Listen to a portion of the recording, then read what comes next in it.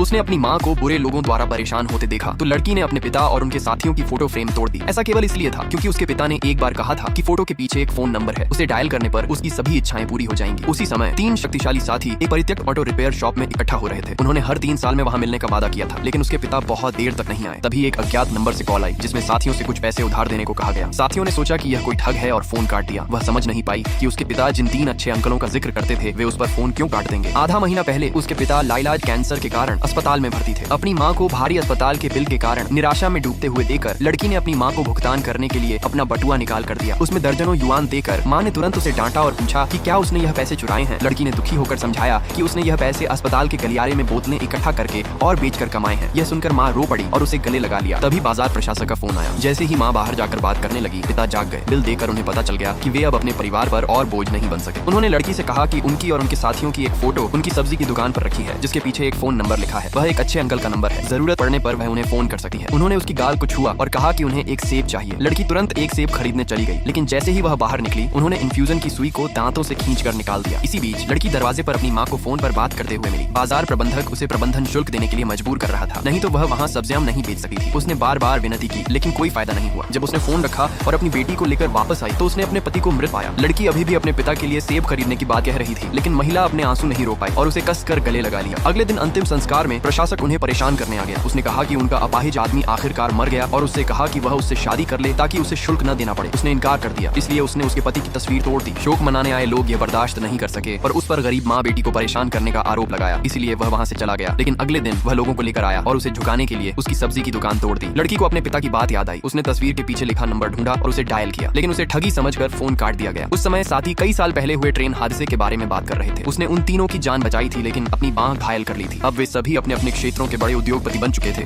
लेकिन उसने कभी उनकी मदद स्वीकार नहीं की। फिर लड़की ने दोबारा फोन किया। उन्होंने ऊब के कारण यह देखने के लिए फोन उठा लिया कि यह ठग कौन सी चाल चल रहा है। अप्रत्याशित रूप से उसने फिर पैसे उधार मांगे, यह कहते हुए कि उसकी माँ को बाजार प्रबंधक परेशान कर रहा है और वह एक नई दुकान चाहती है। उसने कहा कि वह बाद में पैसे लौटा देगी। तब उन्हें लगा कि कुछ गड़बड़ है। उसने उनके उपनाम लेकर उन्हें पुकारा। उन्होंने उसका नाम पूछा और यह भी कि उसे यह नंबर कैसे मिला। उसने कहा कि उसके पिता ने उसे बताया था। उन्होंने उसके पिता से बात करने को कहा, लेकिन उसने बताया कि उन्हें कैंसर था और इलाज के बिना ही उनकी मृत्यु हो गई। वे बेचैन हो गए और उसके पिता का नाम पूछा। तभी उन्होंने उस आदमी का नाम सुना जिसका वे इतने वर्षों से इंतजार कर रहे थे।